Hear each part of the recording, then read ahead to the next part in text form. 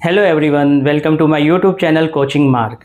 आज हम स्टार्ट करेंगे हमारा सेकंड लेसन जिसका नाम है era of one party dominance. जैसा कि आपको पता है कि हमने फर्स्ट लेसन में 3 चैलेंजेस की बात की थी। पहला चैलेंज था टू शेप अ नेशन, दूसरा चैलेंज था टू इस्टेब्लिश डेमोक्रेसी और थर्ड चैलेंज था टू इंश्योर डेवलपमेंट। अब जो सेकंड चैलेंज था टू इस्टेब्लिश डेमोक्रेसी, उसी चैलेंज के बारे में हमारा ये सेकंड लेसन जो है वो बात करता है। अब इस लेसन के अंदर अगर हम पढ़ें तो हम ये पढ़ेंगे कि भाई जब हम लोगों ने डेमोक्रेसी इस्टेब्लिश की इंडिया के अंदर, तो हुआ क्या कि ये देखा गया कि फर्स्ट 3 इलेक्शंस में एक ही पार्टी का डोमिनेंस रहा, एक ही पार्टी जो है वो बार बार चुनाव जीतती रही। तो क्या भारत में डेमोक्रेसी इस्टेब्लिश हो भी पाई थी, या तो भारत में नॉमिनल डेमोक्रेसी या तो नॉन डेमोक्रेटिक रूल आ गया था। तो हम इस लेसन में बात करेंगे कि भाई देखो, वन पार्टी का डोमिनेंस तो था, लेकिन उसके बावजूद भी भारत में डेमोक्रेसी ही थी, नॉन डेमोक्रेटिक रूल नहीं था। यही सारी बातें इस लेसन के अंदर हम करेंगे। बड़ा इंटरेस्टिंग लेसन है, बड़ा प्यारा सा लेसन है। चलिए स्टार्ट करते हैं।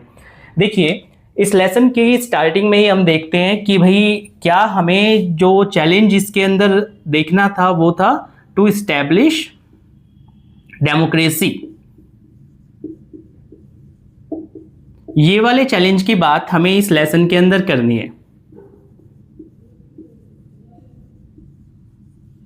टू इस्टेब्लिश डेमोक्रेसी, डेमोक्रेसी का सीधा सा मतलब होता है रूल ऑफ द पीपल, कि लोगों का शासन, कि लोग होंगे और जो एक्चुअल पावर होगी देश के अंदर वो लोगों के पास ही होगी। सरकार जो है वो लोगों के वेलफेयर के लिए काम करेगी। अब डेमोक्रेसी को इस्टेब्लिश तो करना था, क्योंकि हमारा गोल था कि हम जब जब भी आज़ाद होंगे तो हम डेमोक्रेसी को इस्टेब्लिश करेंगे। लेकिन डेमोक्रेसी को इस्टेब्लिश करना कोई आसान काम थोड़ी था, कुछ चैलेंजेस थे इसमें भी। वही चैलेंजेस अब हम एक बार देखते हैं। तो पहले हम देखना शुरू करते हैं चैलेंजेस of establishing democracy।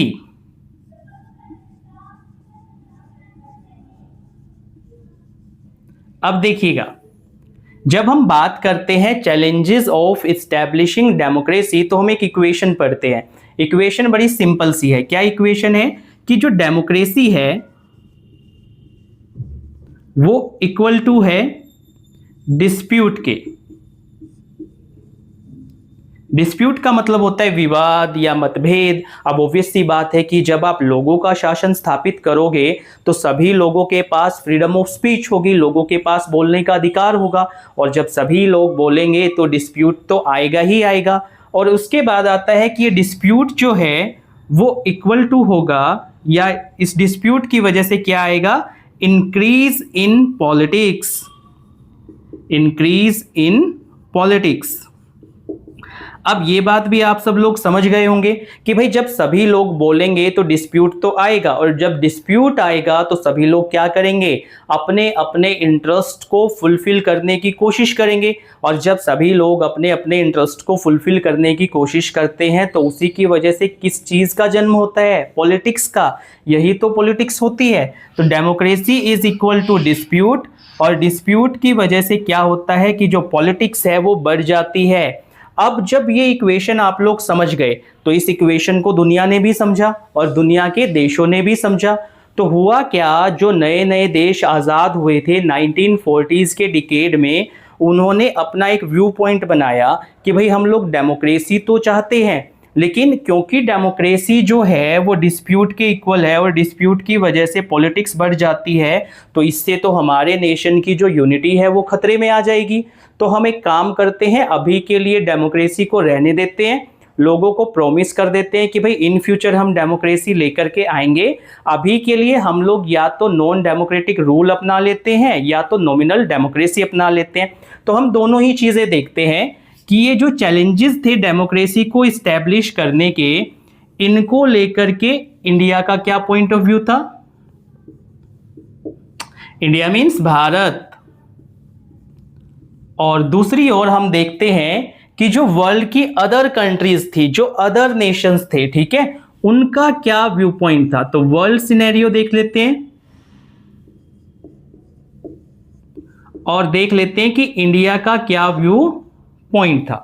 दोनों ही चीजों की वन बाय वन अब हम बात करते हैं। तो देखो, दुनिया ने इसको इसी नजरिए से देखा कि भाई डेमोक्रेसी जो है वो डिस्प्यूट कॉज करेगी, उसकी वजह से पॉलिटिक्स बढ़ेगी और किसको खतरा हो जाएगा, यूनिटी ऑफ द कंट्री को, यूनिटी को सीधा सीधा क्या हो जाएगा, खतरा हो जाएगा। और कोई भी देश नहीं चाहता था कि उसकी यूनिटी जो है वो खतरे में आए, डेंजर में आए। तो इसलिए उन्होंने क्या डिसाइड किया, उन्होंने डिसाइड किया कि हम अभी के लिए हमारी जो जनता है, लोग हैं, उनको एक प्रॉमिस कर देते हैं। प्रॉमिस क्या कर देते हैं कि भाई हम डेमोक्रेसी इस्टेब्लिश तो करेंगे, लेकिन अभी नहीं करेंगे, इन फ्यूचर करेंगे। और इसके नीचे एक टैग लगा दिया किसका, वेरी सून का, ठीक है। लेकिन इमीडिएट तौर पर उसी समय के लिए उन्होंने क्या अपना लिया नॉन डेमोक्रेटिक रूल। जैसे एग्जाम्पल के तौर पर अगर आप देखेंगे तो कुछ कंट्रीज के अंदर मिलिट्री रूल इस्टेब्लिश हो गया, और कुछ कंट्रीज जहां पे मिलिट्री रूल इस्टेब्लिश नहीं हुआ तो वहां पे नॉमिनल डेमोक्रेसी इस्टेब्लिश कर ली गई।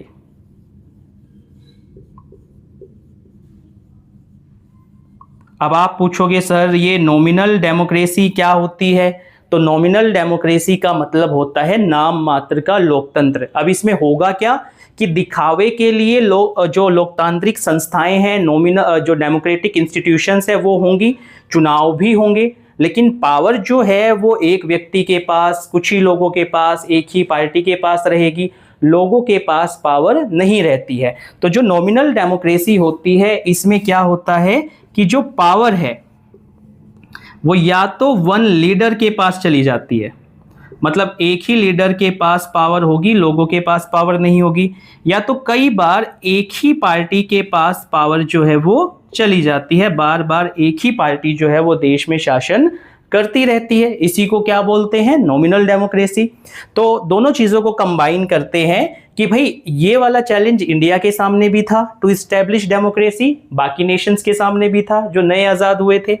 अब इसको लेकर के कुछ चैलेंजेस थे। चैलेंजेस क्या थे कि डेमोक्रेसी डिस्प्यूट के इक्वल है, डेमोक्रेसी में डिस्प्यूट बढ़ता है और इसके साथ साथ पॉलिटिक्स जो है वो इंक्रीज हो जाती है, लोग अपने स्वार्थों की पूर्ति के लिए प्रयास करते हैं। तो जो दुनिया के दूसरे देश थे जो न्यूली इंडिपेंडेंट थे, उन्होंने कहा कि भाई इसकी वजह से हमारी यूनिटी किस में आ जाएगी, खतरे में आ जाएगी, तो अभी हम डेमोक्रेसी इस्टेब्लिश नहीं कर सकते। तो वो करा क्या उन्होंने किया अपनी जनता को प्रॉमिस कि हम भाई बाद में डेमोक्रेसी इस्टेब्लिश करेंगे, अभी के लिए हम नॉन डेमोक्रेटिक पाथ को यूज करते हैं।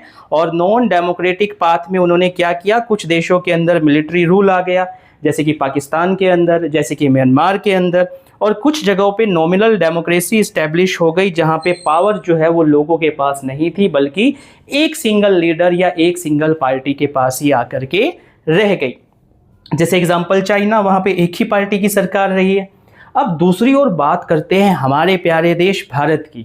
अब इंडिया जो है, आप सबको पता होगा कि हमेशा डिफिकल्ट पाथ चूज करते हैं। तो भारत ने क्या किया, भारत ने एक डिफिकल्ट पाथ जो है वो यूज किया। भारत जो है वो शुरू से ही खतरों का खिलाड़ी रहा है। तो भारत ने डिफिकल्ट पाथ यूज करते हुए क्या कहा कि भाई हम तो क्या करेंगे, डेमोक्रेसी को ही अडॉप्ट करेंगे। क्यों? क्योंकि बाकी दुनिया के लिए जहां पॉलिटिक्स एक प्रॉब्लम है, भारत ने कहा कि हमारे लिए जो पॉलिटिक्स है, डिस्प्यूट है, ये प्रॉब्लम नहीं है, हमारे लिए पॉलिटिक्स क्या है, एक सॉल्यूशन है।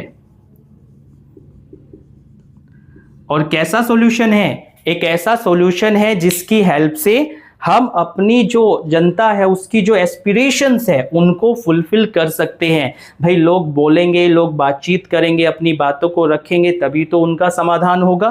तो इस तरीके से भारत ने डिसाइड किया कि हम लोग एक डिफिकल्ट पाथ चूज करेंगे, हम हमारे यहाँ डेमोक्रेसी लाएंगे, क्योंकि हमने पहले ही प्रॉमिस कर रखा है कि हमारे यहाँ जब भी आज़ादी आएगी हम डेमोक्रेसी इस्टेब्लिश करेंगे। और हम जो है पॉलिटिक्स को, डेमोक्रेसी को प्रॉब्लम ना मान करके क्या मानते हैं, एक सॉल्यूशन मानते हैं। तो इसलिए हमारे यहाँ तय है कि हम लोग डेमोक्रेसी लेकर के आएंगे। अब एक बार इस चीज को इरेज कर देते हैं और भारत के ऊपर हमारा फोकस जो है वो लेकर के आते हैं। अब जब हम भारत की बात करते हैं कि भारत ने पॉलिटिक्स को, डेमोक्रेसी को सॉल्यूशन मान लिया, तो अब हमारे पास एक काम आया करने को कि भैया चलो डेमोक्रेसी तो इस्टेब्लिश करनी है। डेमोक्रेसी के लिए ज़रूरी क्या है कि हमारे यहाँ पे जो गवर्नमेंट हो वो कैसी हो, डेमोक्रेटिक गवर्नमेंट हो। लेकिन अभी तक भारत में जो सरकार काम कर रही थी वो तो अंतरिम सरकार काम कर रही थी, और इस अंतरिम सरकार की जगह अगर हम डेमोक्रेटिक गवर्नमेंट इस्टेब्लिश करना चाहते हैं तो उसके लिए एक ही तरीका था, और वो तरीका क्या था कि हमारे यहाँ पे इलेक्शंस कंडक्ट कराए जाएं। अब इलेक्शंस कंडक्ट करवाने जाएं तो उसके पीछे कई सवाल होते हैं कि इलेक्शन कौन कंडक्ट कराएगा, कैसे कंडक्ट होंगे, ये सारी चीज़ें। तो इन सारी ही चीज़ों का जवाब ऑलरेडी कौन देता है, हमारा कॉन्स्टिट्यूशन देता है। आप सबको पता है कि 26 नवंबर 1949 को हमारा कॉन्स्टिट्यूशन जो है वो अडॉप्ट किया गया। अब ये जो शब्द हैं ये बड़े ध्यान से समझने वाले शब्द हैं कि 26 नवंबर 1949 को हमने क्या किया, हमारा कॉन्स्टिट्यूशन अडॉप्ट किया।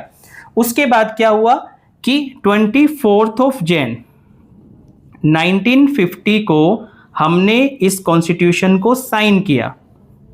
जो हमारे कॉन्स्टिट्यूएंट असेंबली के मेंबर्स थे उन्होंने इसको साइन किया। और फाइनली 26 जनवरी 1950 को हमने क्या किया, इस कॉन्स्टिट्यूशन को एनफोर्स किया, इसको एग्जीक्यूट किया। ठीक है, तो ये सारी बातें कॉन्स्टिट्यूशन के रिगार्डिंग हमें याद रखनी है। अब उसके बाद मूव ऑन करते हैं। ठीक है, हमारे कॉन्स्टिट्यूशन ने हमें बता दिया कि भाई जो इलेक्शंस होंगे वो कैसे होंगे, कौन कंडक्ट कराएगा, वो सारी चीजें। अब क्या क्या बताया वो हम थोड़ा सा जान लेते हैं। हमारे कॉन्स्टिट्यूशन ने कहा कि भाई आपको देखिए इलेक्शंस कंडक्ट कराने हैं तो इसके लिए आपको एक निकाय बनाना पड़ेगा, एक अलग से बॉडी बनानी पड़ेगी, कमीशन बनाना पड़ेगा जिसका नाम होगा इलेक्शन कमीशन,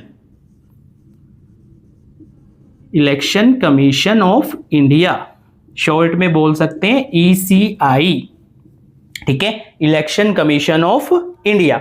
अब ये जो इलेक्शन कमीशन ऑफ इंडिया होगा ये एक कॉन्स्टिट्यूशनल बॉडी होगा।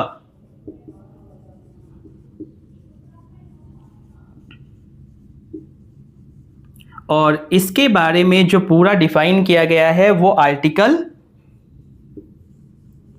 324 में किया गया है। ठीक है, तो हमारे संविधान के आर्टिकल 324 में कहा गया है कि देश में इलेक्शंस का काम कराने के लिए एक बॉडी होगी जिसका नाम इलेक्शन कमीशन होगा। ये एक कॉन्स्टिट्यूशनल बॉडी होगी और ये क्या काम करेगी, इलेक्शंस कंडक्ट कराने का काम करेगी। लेकिन किसके इलेक्शंस कंडक्ट कराएगी, आप बोलेंगे प्रेसिडेंट,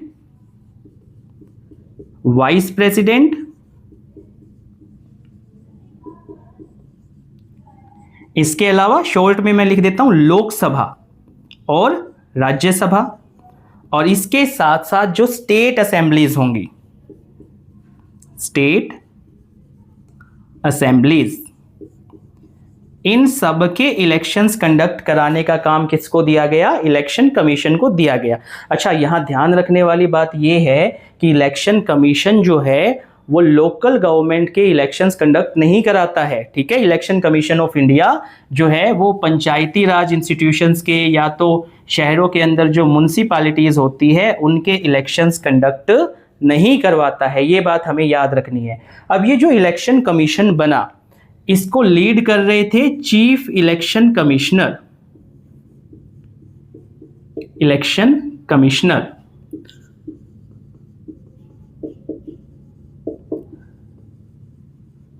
अब ये बात याद रखने वाली है कि उस समय जो इलेक्शन कमीशन होता था उसके अंदर एक चीफ इलेक्शन कमिश्नर होते थे, और जो हमारे पहले चीफ इलेक्शन कमिश्नर बने वो बने सुकुमार सेन। अब देखिए इस व्यक्ति पे थोड़ा सा फोकस कीजिए। दुनिया की सबसे बड़ी डेमोक्रेसी एस्टेब्लिश करने के लिए जो इलेक्शंस कराने हैं वो इलेक्शंस कंडक्ट कराने की जिम्मेदारी इस व्यक्ति की है। तो ये व्यक्ति भी अपने आप में क्या है, एक नायक की भूमिका भारत के लिए क्या कर रहा है, प्ले कर रहा है। वर्तमान समय में हमारे chief election commissioner Gyanesh Kumar है, ये भी याद रख लेना, ज्ञानेश कुमार, ठीक है, ये एट प्रेजेंट है और ये फर्स्ट चीफ इलेक्शन कमिश्नर थे, इस बात को याद रखिएगा, ठीक है। ये फर्स्ट चीफ इलेक्शन कमिश्नर थे और एट प्रेजेंट हमारे जो चीफ इलेक्शन कमिश्नर है वो कौन है, ज्ञानेश कुमार है। अब देखो जो बातें देखने वाली है वो हम समझते हैं कि चलो इलेक्शन कमीशन ऑफ इंडिया बना दिया गया, कब बनाया गया ये भी याद रखना हमें, ठीक है, कि जो इलेक्शन कमीशन बनाया गया वो इस्टेब्लिश किया गया कब, 25 जनवरी 1950 को, ठीक है, 25 जनवरी 1950 को इलेक्शन कमीशन की स्थापना की गई और 25 जनवरी को इसीलिए हम लोग क्या मनाते हैं, नेशनल वोटर्स डे बनाते हैं, ठीक है। तो ये भी पॉइंट याद रखने वाला है कि भाई नेशनल वोटर्स डे कब मनाया जाता है। एग्जाम पॉइंट ऑफ व्यू से जो बातें आप लोग याद रखेंगे, एक तो ये कॉन्स्टिट्यूशन कब इन्फोर्स किया गया, अडॉप्ट कब किया गया याद रखेंगे, इलेक्शन कमीशन के बारे में जितनी भी बातें मैंने बताई है वो सारी बातें आप लोग याद रखेंगे। चलिए अब मूव ऑन करते हैं आगे की ओर, इसको इरेज कर देते हैं।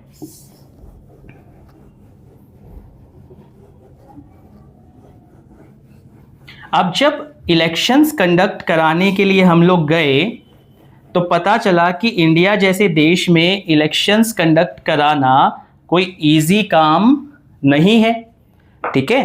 तो कुछ तो बेसिक चीजें जो हमने पहले से तैयार करनी पड़ी, दो टास्क बेसिकली जो है इलेक्शन कमीशन ने डिसाइड किए कि अगर हम इलेक्शन करवाना चाहते हैं तो हमें ये दो चीज तैयार करनी पड़ेगी। पहला क्या, डेलिमिटेशन, और इसी को आप इजी भाषा में कह सकते हो क्या, drawing the boundaries of electoral constituencies, drawing the boundaries of electoral constituencies. अब क्वेश्चन आता है कि सर ये कॉन्स्टिट्यूएंसी क्या होती है, तो आप इसको इस तरीके से समझो कि ये चुनावी एरिया है, ठीक है। चुनाव करवाने के पर्पज से पूरे भारत को कुछ एरियाज में डिवाइड किया जाता है। हर एक चुनावी क्षेत्र को, हर एक चुनावी एरिया को क्या कहते हैं, एक कॉन्स्टिट्यूएंसी कहते हैं। तो आप कॉन्स्टिट्यूएंसी का सिंपल भाषा में मतलब समझ सकते हो कि एक इलेक्टोरल एरिया है, चुनावी क्षेत्र है। भारत को चुनावी क्षेत्रों में डिवाइड किया जाता है ताकि हम लोग उस चुनाव का जो काम है वो इजीली कर सके। अब उसके बाद दूसरा काम, दूसरा जो इम्पोर्टेंट वर्क था, दूसरा जो इम्पोर्टेंट टास्क था वो क्या था, प्रिपेयर करना इलेक्टोरल रोल को। इसको आप लोग जो है मतदाता सूची भी बोलते हो, ठीक है। इसका मीन्स क्या है, मीन्स इसका बड़ा सिंपल सा है, लिस्ट प्रिपेयर करना, ठीक है। List of all citizens eligible to vote, यानी उन सभी लोगों की एक लिस्ट बना लेना जो कि वोट देने के योग्य हैं, उसी लिस्ट को हम लोग इलेक्टोरल रोल कहते हैं। तो इलेक्शन कमीशन ऑफ इंडिया ने डिसाइड किए ये टू टास्क कि पहला तो हमें क्या करना पड़ेगा, चुनावी क्षेत्रों को निर्धारित करना पड़ेगा, देश को जो है चुनावी क्षेत्रों में बांटना पड़ेगा, डेलिमिटेशन बोलते हैं इसी को, ये करना पड़ेगा। और दूसरा हमें मतदाता सूची बनानी पड़ेगी, इलेक्टोरल रोल बनाना पड़ेगा ताकि एटलीस्ट हमें पता चले कि कौन कौन से लोग जो है वो वोट देने के लायक है। अच्छा, एनसीईआरटी बड़ा एक इम्पोर्टेंट बात बताती है कि जब इलेक्शन कमीशन ये इलेक्टोरल रोल बनाने के लिए गया तो वहाँ पे वुमेन्स की एंट्री को लेकर के एक प्रॉब्लम हो गई, ठीक है। अब वुमेन्स को एंट्री को लेकर के क्या प्रॉब्लम हुआ कि लगभग 40 लाख महिलाओं के जो नाम है या उनके नामों की जो एंट्री है वो गलत जो है रिकॉर्ड कर ली गई। अब कैसे समझो, अब देखो उस समय का जो भारत था वो पैट्रियार्की थोड़ा उसमें ज़्यादा थी, तो महिलाओं को उनके नाम से न जान करके उनके फादर, उनके हस्बैंड के नाम से जाना जाता था। तो जब चुनाव आयोग ने ये इलेक्टोरल रोल प्रिपेयर करने का काम किया तो वहाँ पे महिलाओं के नाम जो है एज इट इज जो है डाल दिए गए कि कैसे, वाइफ ऑफ, जिनकी भी वाइफ है, या तो डॉटर ऑफ, जिनकी भी डॉटर है। तो इस तरीके से नाम जो है वो नोट डाउन कर लिए गए। तो ये अपने आप में एक चैलेंजिंग टास्क हो गया। तो इलेक्शन कमीशन ने कहा कि भाई इस तरह की एंट्रीज को मैं जो है एक्सेप्ट नहीं करता हूं। इन सारी एंट्रीज को क्या किया जाए, दोबारा से रिव्यू किया जाए, रिवाइज किया जाए, दोबारा से सही ढंग से जो है किया जाए। तो इन वजहों से जो काम हमें इजी लग रहा था कि इलेक्शंस जो है वो जल्दी से कंडक्ट करा लिए जाएंगे, वो इलेक्शंस जो है वो थोड़े से लेट होते गए। ठीक है। और दूसरी चीज जो आपको याद रखनी है, ठीक है, ये तो दो टास्क थे, दो इलेक्शन कमीशन ने डिसाइड किए थे। अब इलेक्शंस करवाना इंडिया के लिए कितना बड़ा काम था या इलेक्शन कमीशन के लिए कितना बड़ा काम था, एनसीईआरटी ये भी हमें बताती है। तो एनसीईआरटी एक वर्ड यूज करती है कि भाई ये एक जो है मैमोथ एक्सरसाइज थी।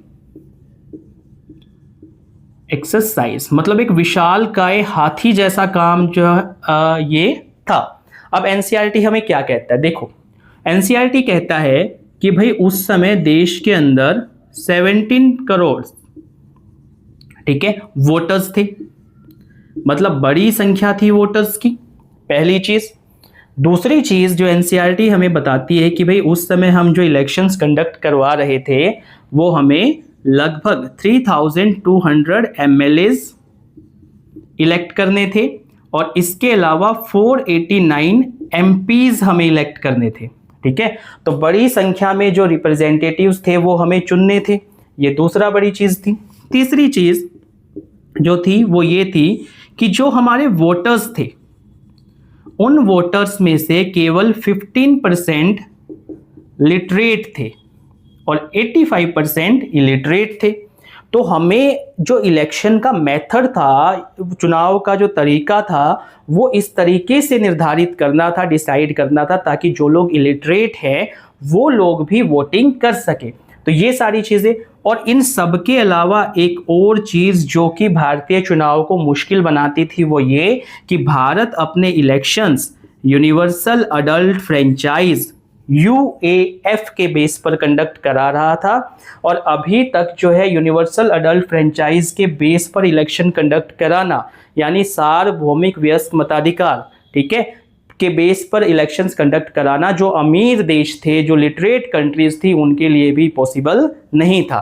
तो ये सारी चीजें जो है वो मिल करके भारत के इलेक्शंस को मैमोथ एक्सरसाइज जो है वो बना रहे थे।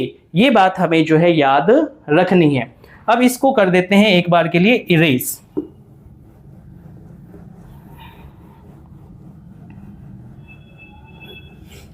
अब हम दो चीजें देखते हैं, ठीक है, कि भारत के इलेक्शंस जब कंडक्ट हुए, हालांकि इन सारी चीजों की वजह से 2 बार इलेक्शंस हमें पोस्टपोन करने पड़े, ठीक है। तो उसके बाद जब इलेक्शंस कंडक्ट कराए गए, और एक और इंटरेस्टिंग बात कि जब हम इलेक्शंस कंडक्ट करवाने वाले थे तो उसको लेकर के दुनिया की क्या सोच थी, दुनिया का व्यू पॉइंट क्या था, वो भी जानना बड़ा इंटरेस्टिंग है। तो दोनों चीजें हम 1 बाय 1 करते हैं, ठीक है। पहले हम देखते हैं कि दुनिया का व्यू क्या था, वर्ल्ड का व्यू क्या था जब हम इलेक्शंस कंडक्ट कराने वाले थे, और इंडिया के अंदर कुछ लोगों का व्यू क्या था, ठीक है। और उसके बाद हम देखेंगे कि फर्स्ट जनरल इलेक्शन कैसे कंडक्ट कराए गए वो फिर हम देखेंगे, ठीक है। पहले व्यू पॉइंट देखते हैं। अब जैसे एक इंडियन एडिटर थे,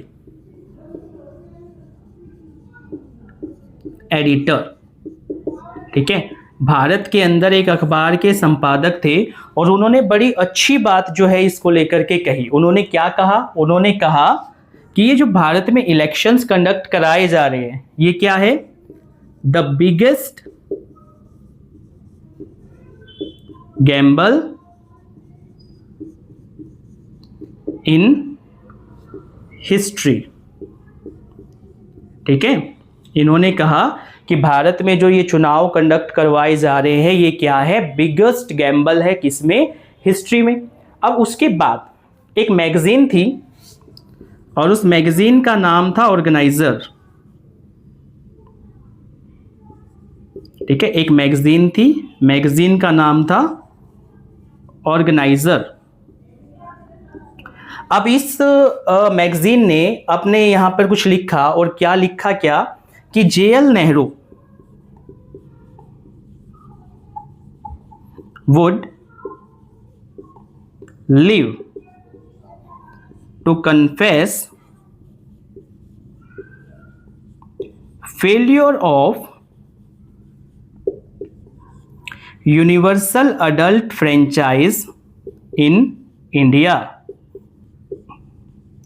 कि भाई जो जवाहरलाल नेहरू है, वो जो ये एक्सपेरिमेंट है यूनिवर्सल अडल्ट फ्रेंचाइज का, इसको फेल होते हुए देखेंगे खुद अपनी आंखों से। इसके अलावा एक और चीज जो कही गई वो और बताते हैं, इसको इरेज कर देते हैं। ठीक है, ये नोट डाउन कर लीजिएगा, इसको इरेज कर देते हैं। एक इंडियन सिविल सर्विसेज के,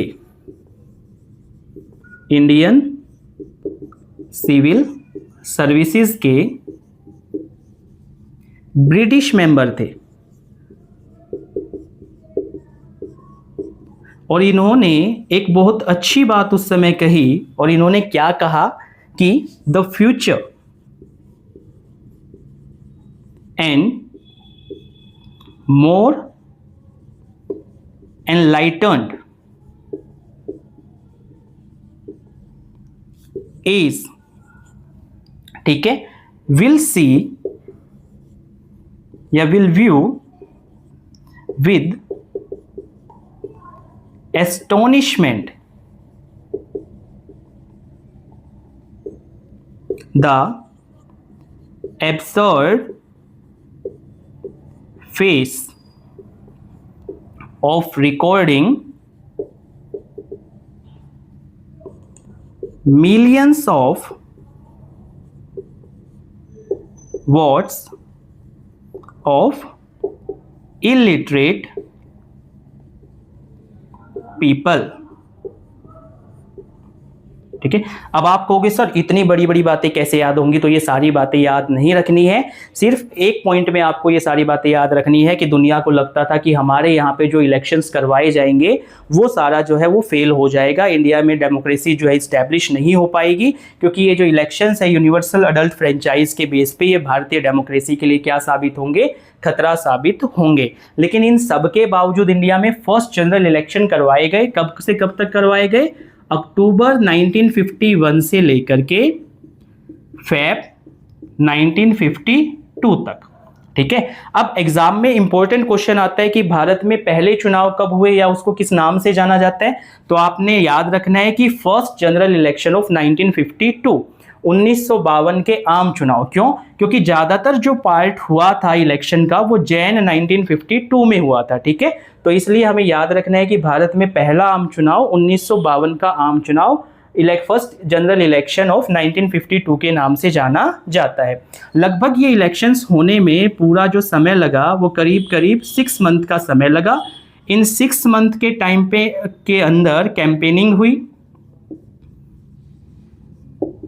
कैंपेनिंग के अलावा पोलिंग हुई यानी वोटिंग हुई, और वोटिंग के अलावा फिर उनकी काउंटिंग हुई।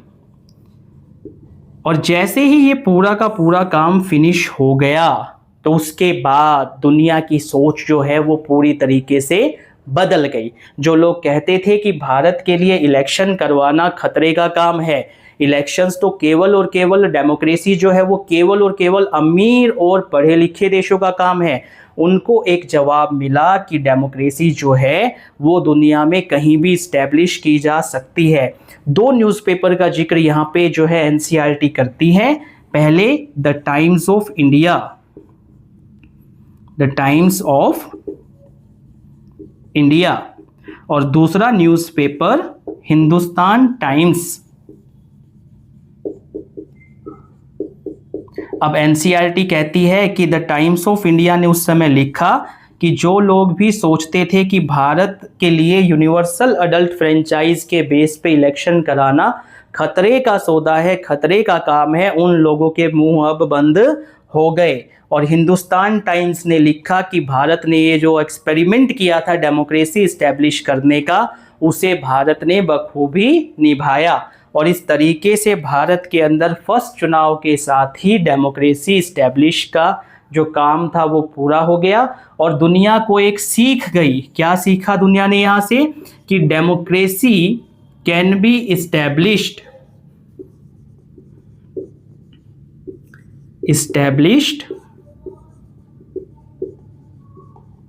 एनीवेयर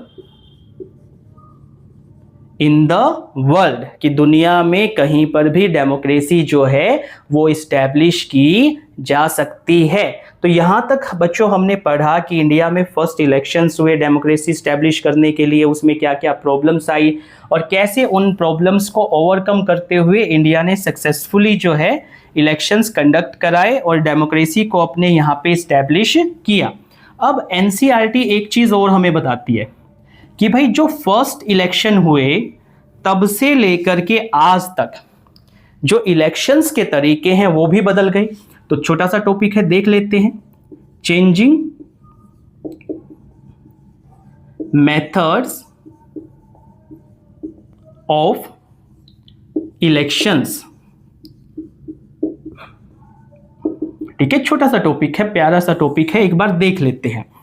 अब देखो, आज के समय में अगर मैं आपसे पूछूं तो इलेक्शन कैसे कंडक्ट कराए जाते हैं, तो आप कहोगे सर आज के समय में इलेक्शंस कंडक्ट कराने के लिए एक ईवीएम मशीन होती है। EVM stands for electronic voting machine. ठीक है, ये भी क्वेश्चन बन जाता है, तो इसको याद रख लेना, इलेक्ट्रॉनिक वोटिंग मशीन, ईवीएम।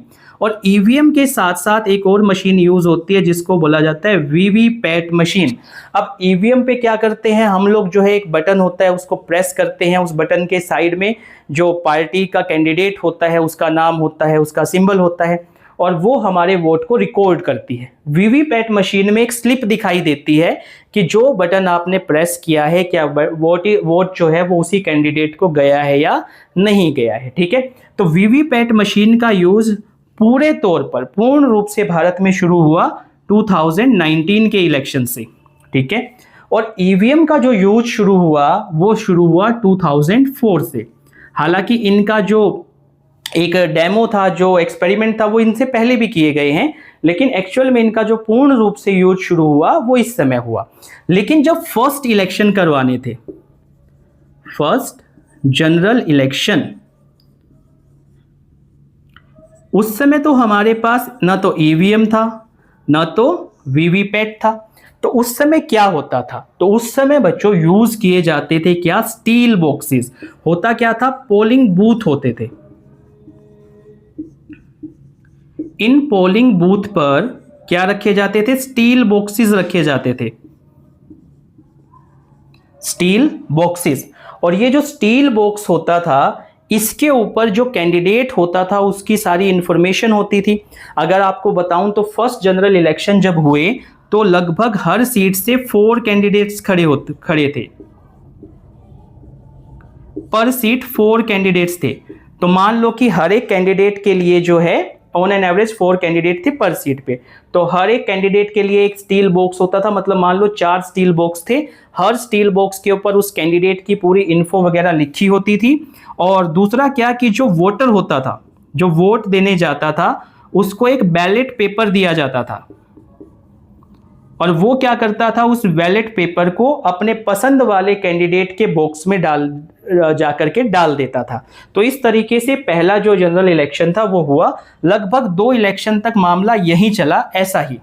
उसके बाद जो है क्या किया जाने लगा, थोड़ा सा चेंज किया गया कि जो बैलेट पेपर था उस पर सभी कैंडिडेट्स के नाम और सिंबल लिखे जाते थे और वोटर क्या करता था, स्टैंप लगा देता था अपने पसंदीदा कैंडिडेट के नाम के आगे और उसको जो है स्टील बॉक्स में डाल देता था। ठीक है, एक और चीज यहाँ पे इसी टॉपिक में दी गई थी, छोटी सी केस स्टडी है पंजाब की, कि जब फर्स्ट जनरल इलेक्शन करवाया गया तो उस समय क्या किया गया कि जो स्टील बॉक्स होते थे, ये पंजाब बेस्ड है, तो जो स्टील बॉक्स होता था उस पे कहते 3 भाषाओं में, उर्दू, हिंदी और पंजाबी, 3 भाषाओं में जो कैंडिडेट है उसका नाम लिखा होता था। स्टील बॉक्स के अंदर और बाहर कैंडिडेट का सिंबल होता था और स्टील बॉक्स को बंद करने के बाद उसके ऊपर एक सील लगाई जाती थी जिसपे जो प्रेसिडिंग ऑफिसर होता था वो अपनी मोहर वगैरह लगा करके उसको बंद करने का काम करता था। तो आप कहोगे सर ये इतना सारा काम मतलब क्या कैसे हुआ होगा? तो इस काम के लिए 20 लाख स्टील बॉक्सेस का यूज हुआ था और इसके अलावा 3 लाख जो ऑफिसर्स थे और पोलिंग स्टाफ था उसको ट्रेनिंग दी गई थी, तब जाकर के ये इतना मुश्किल काम जो है वो कंडक्ट हो पाया था।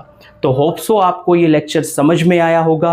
अगर आपको ये लेक्चर अच्छा लगा, आप ऐसे लेक्चर्स और भी चाहते हैं, क्लास 12th पॉलिटिकल साइंस का बैच जो है वो अच्छे से करके अच्छे मार्क्स लेना चाहते हैं, तो मेरे चैनल को लाइक कीजिए, सब्सक्राइब कीजिए। Thank you.